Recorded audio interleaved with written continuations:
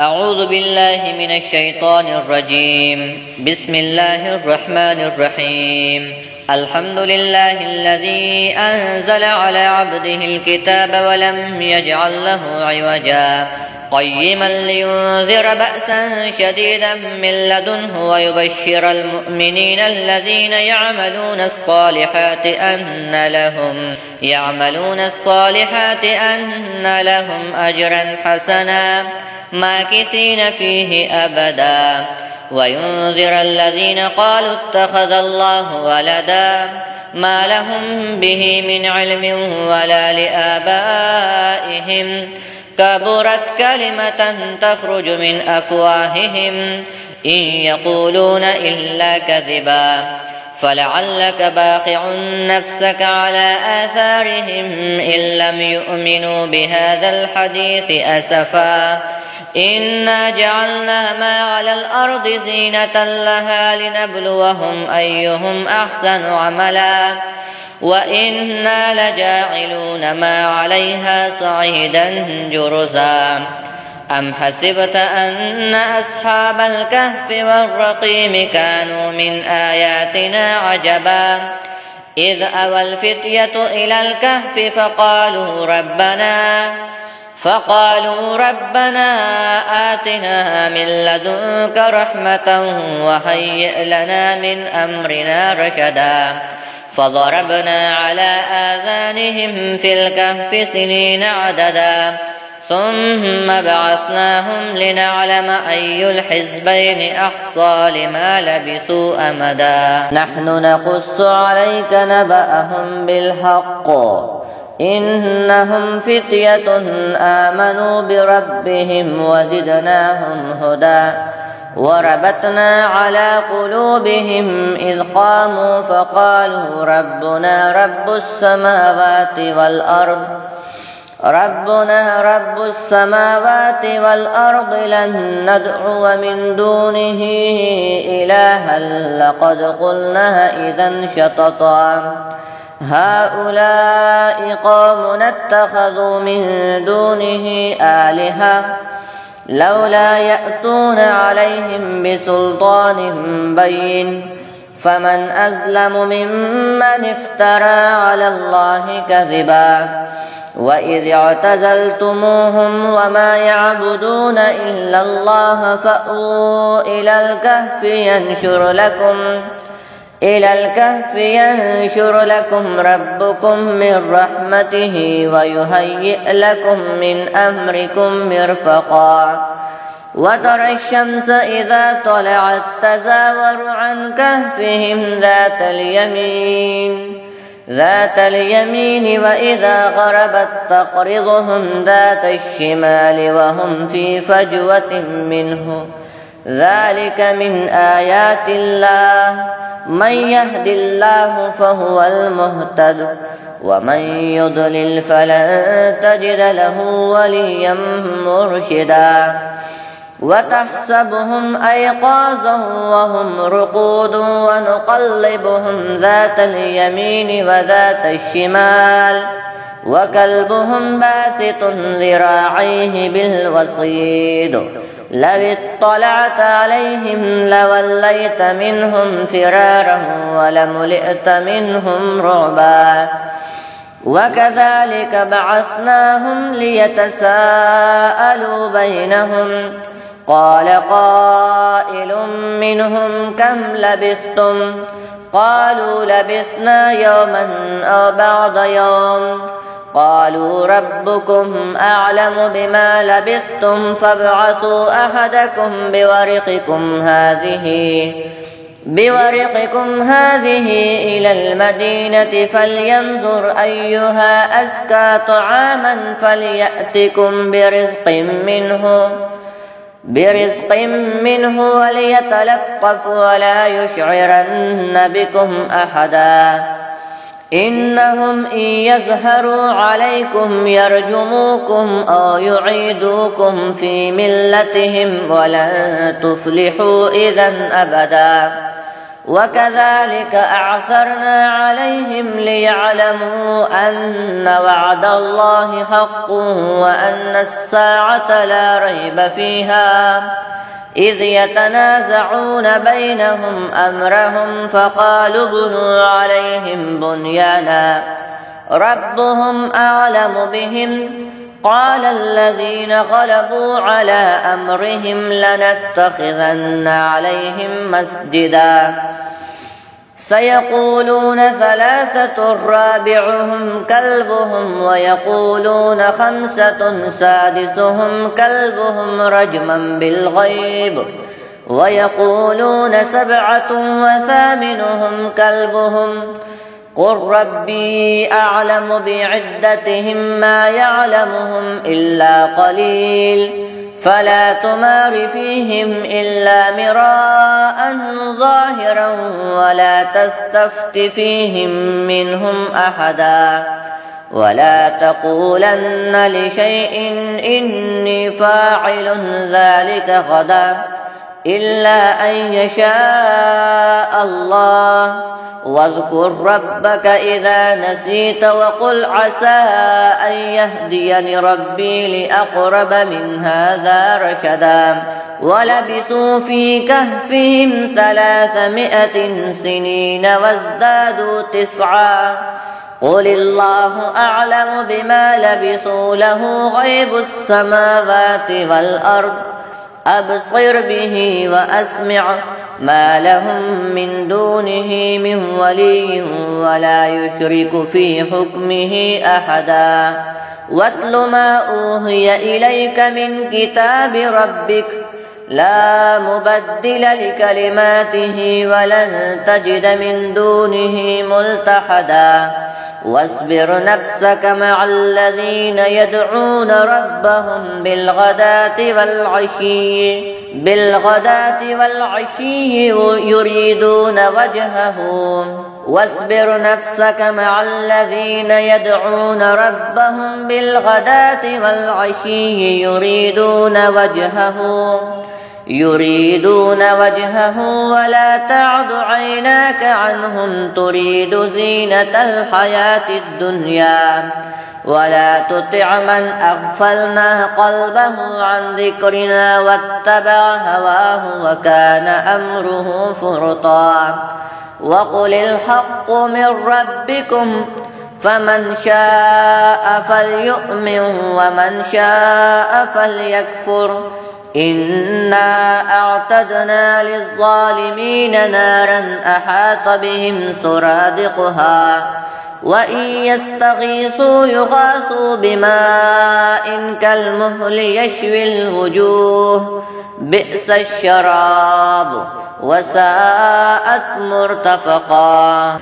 إن الذين آمنوا وعملوا الصالحات إنا لا نضيع أجر من أحسن عملا أولئك لهم جنات عدن تجري من تحتهم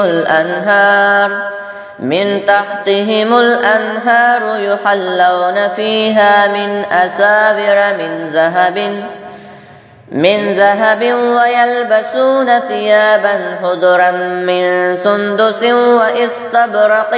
متكئين فيها على الأرائك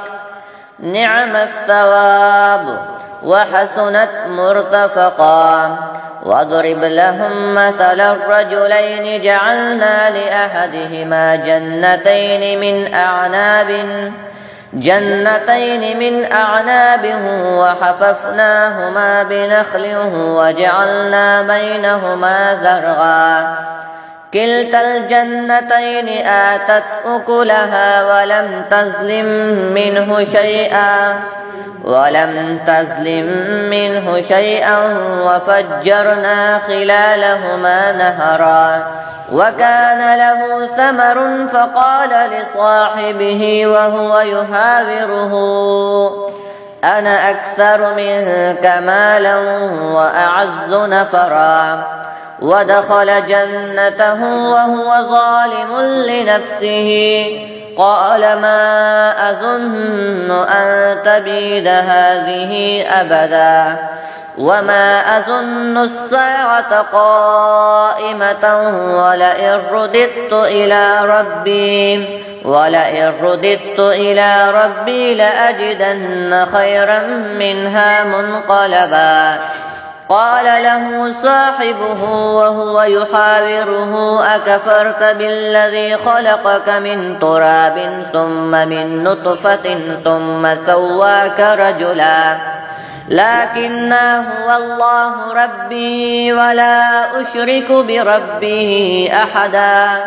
ولولا إذ دخلت جنتك قلت ما شاء الله لا قوة إلا بالله إن ترني أنا أقل منك مالا وولدا فعسى ربي أن يؤتيني خيرا من جنتك ويرسل عليها حسبانا من السماء فتصبح صعيدا زلقا أو يصبح ماؤها غورا فلن تستطيع له طلبا. وأحيط بثمره فأصبح يقلب كفيه على ما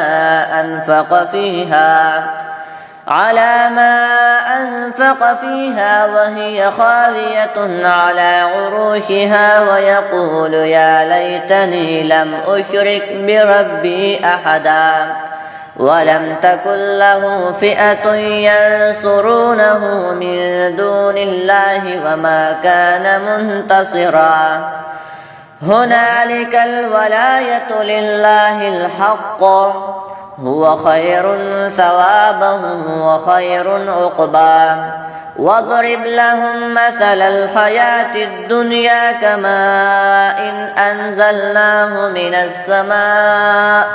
أنزلناه من السماء فاختلط به نبات الأرض فأصبح هشيما تذروه الرياح وكان الله على كل شيء مقتدرا. المال والبنون زينة الحياة الدنيا والباقيات الصالحات خير عند ربك ثوابا وخير أملا. ويوم نسير الجبال وترى الأرض بارزة وحشرناهم فلم نغادر منهم أحدا وعرضوا على ربك صفا لقد جئتمونا كما خلقناكم أول مرة بل زعمتم أن لن نجعل لكم موعدا. ووضع الكتاب فترى المجرمين مشفقين مما فيه ويقولون يا ويلتنا ما لهذا الكتاب لا يغادر صغيرة ولا كبيرة إلا أحصاها ووجدوا ما عملوا حاضرا ولا يظلم ربك أحدا. وإذ قلنا للملائكة اسجدوا لآدم فسجدوا إلا إبليس كان من الجن ففسق عن أمر ربه أفتتخذونه وذريته أولياء من دوني وهم لكم عدو بئس للظالمين بدلا. ما أشهدتهم خلق السماوات والأرض ولا خلق أنفسهم وما كنت متخذ المضلين عضدا. ويوم يقول نادوا شركائي الذين زعمتم فدعوهم فلم يستجيبوا لهم وجعلنا بينهم موبقا. ورأى المجرمون النار فظنوا أنهم واقعوها ولم يجدوا عنها مصرفا. ولقد صرفنا في هذا القرآن للناس من كل مثل وكان الإنسان أكثر شيء جدلا. وما منع الناس أن يؤمنوا إذ جاءهم الهدى ويستغفروا ربهم إلا أن تأتيهم سنة الأولين أو يأتيهم العذاب قبلا وما نرسل المرسلين إلا مبشرين ومنذرين ويجادل الذين كفروا بالباطل ليدحضوا به الحق واتخذوا آياته وما أنذروا هزوا ومن أظلم ممن ذكر بآيات ربه فأعرض عنها ونسي ما قدمت يداه إنا جعلنا على قلوبهم أكنة أن يفقهوه وفي آذانهم وقرا وإن تدعهم إلى الهدى فلن يهتدوا إذا أبدا وربك الغفور ذو الرحمة لو يؤاخذهم بما كسبوا لعجل لهم العذاب بل لهم موعد لن يجدوا من دونه موئلا وتلك القرى أهلكناهم لما ظلموا وجعلنا لمهلكهم موعدا وإذ قال موسى لفتاه لا أبرح حتى أبلغ مجمع البحرين أو أمضي حقبا فلما بلغا مجمع بينهما نسيا حوتهما فاتخذ سبيله في البحر سربا فلما جاوزا قال لفتاه آتنا غداءنا لقد لقينا من سفرنا هذا نصبا قال أرأيت إذ أوينا إلى الصخرة فإني نسيت الحوت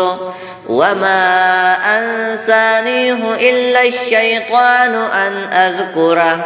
واتخذ سبيله في البحر عجبا قال ذلك ما كنا نبغي فارتد على آثارهما قصصا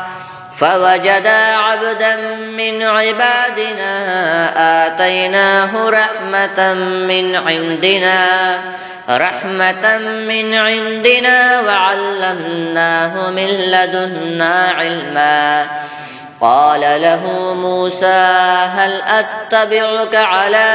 أن تعلمني مما علمت رشدا قال إنك لن تستطيع معي صبرا وكيف تصبر على ما لم تحط به خبرا قال ستجدني إن شاء الله صابرا ولا أعصي لك أمرا قال فإن اتبعتني فلا تسألني عن شيء حتى أحدث لك منه ذكرا فانطلقا حتى إذا ركبا في السفينة خرقها قال أخرقتها لتغرق أهلها لقد جئت شيئا إمرا قال ألم أقل إنك لن تستطيع معي صبرا قال لا تؤاخذني بما نسيت ولا ترهقني من أمري عسرا فانطلقا حتى إذا لقيا غلاما فقتله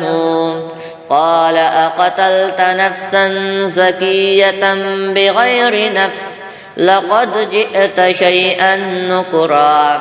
قال ألم أقل لك إنك لن تستطيع معي صبرا قال إن سألتك عن شيء بعدها فلا تصاحبني قد بلغت من لدني عذرا فانطلقا حتى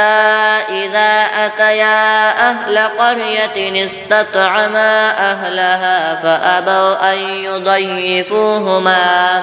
فأبوا أن يضيفوهما فوجدا فيها جدارا يريد أن ينقض فأقامه قال لو شئت لاتخذت عليه أجرا قال هذا فراق بيني وبينك سأنبئك بتأويل ما لم تستطع عليه صبرا أما السفينة فكانت لمساكين يعملون في البحر فأردت أن أعيبها وكان وراءهم ملك يأخذ كل سفينة غصبا وأما الغلام فكان أبواه مؤمنين فخشينا أن يرهقهما طغيانا وكفرا فأردنا أن يبدلهما ربهما خيرا منه زكاة وأقرب رحما وأما الجدار فكان لغلامين يتيمين في المدينة وكان تحته كنز لهما وكان أبوهما صالحا فأراد ربك أن يبلغا أشدهما ويستخرجا كنزهما رحمة من ربك وما فعلته عن أمري ذلك تأويل ما لم تسطع عليه صبرا ويسألونك عن ذي القرنين قل سأتلو عليكم منه ذكرا إنا مكنا له في الأرض وآتيناه من كل شيء سببا فأتبع سببا حتى إذا بلغ مغرب الشمس وجدها تغرب في عين حمئة ووجد عندها قوما قلنا يا ذا القرنين إما أن تعذب وإما أن تتخذ فيهم حسنا قال أما من ظلم فسوف نعذبه ثم يرد إلى ربه فيعذبه عذابا نكرا وأما من آمن وعمل صالحا فله جزاء الحسنى وسنقول له من أمرنا يسرا ثم أتبع سببا حتى إذا بلغ مطلع الشمس وجدها تطلع على قوم لم نجعل لهم من دونها سترا كذلك وقد أحطنا بما لديه خبرا ثم أتبع سببا حتى إذا بلغ بين السدين وجد من دونهما قوما لا يكادون يفقهون قولا قالوا يا ذا القرنين إن يأجوج ومأجوج مفسدون في الأرض فهل نجعل لك خرجا على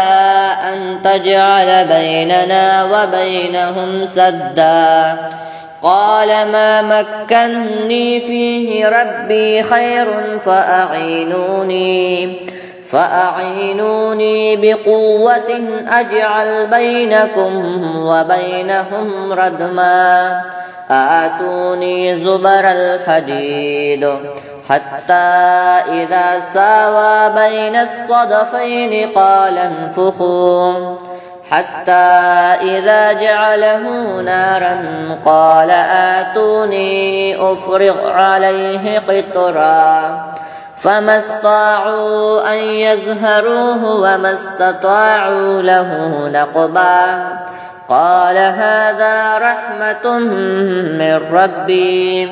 فإذا جاء وعد ربي جعله دكاء وكان وعد ربه حقا وتركنا بعضهم يومئذ يموج في بعض ونفخ في الصور فجمعناهم جمعا وعرضنا جهنم يومئذ للكافرين عرضا الذين كانت أعينهم في غطاء عن ذكره وكانوا لا يستطيعون سمعا أفحسب الذين كفروا أن يتخذوا عبادي من دوني أولياء إنا أعتدنا جهنم للكافرين نزلا قل هل ننبئكم بالأخسرين أعمالا الذين ضل سعيهم في الحياة الدنيا وهم يحسبون أنهم يحسنون صنعا أولئك الذين كفروا بآيات ربهم ولقائه فحبطت أعمالهم فلا نقيم لهم يوم القيامة وزنا ذلك جزاؤهم جهنم بما كفروا واتخذوا آياته ورسله هزوا إن الذين آمنوا وعملوا الصالحات كانت لهم جنات الفردوس نزلا خالدين فيها لا يبغون عنها حولا قل لو كان البحر مدادا لكلمات ربي لنفد البحر قبل أن تنفد كلمات ربي ولو جئنا بمثله مددا قل إنما أنا بشر مثلكم يوحى إلي أنما إلهكم إله واحد فمن كان يرجو لقاء ربه فليعمل عملا صالحا ولا يشرك بعبادة ربه أحدا.